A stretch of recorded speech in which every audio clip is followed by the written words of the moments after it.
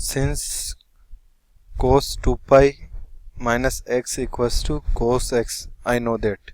So here I can use the property which says 0 to a fx dx is equals to 2 0 to a fx dx when f2a minus x equals to fx. In the given question, since cos, I know that cos 2 pi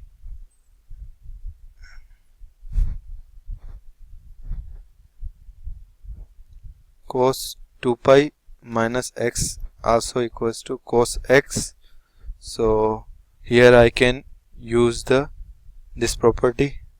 So if I use this property in the question, I'll get I equals to 0 to 2 pi cos 5x dx equals to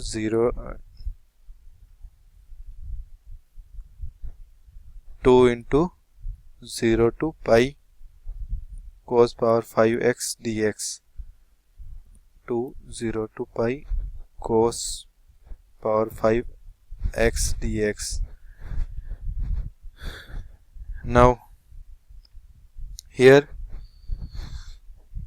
I know that integration 0 to 2a fx dx equals to 0 when f2a minus x equals to minus fx. So in this question we have cos power 5x and limit is 0 to pi, or I can say 2a is pi. So I know that cos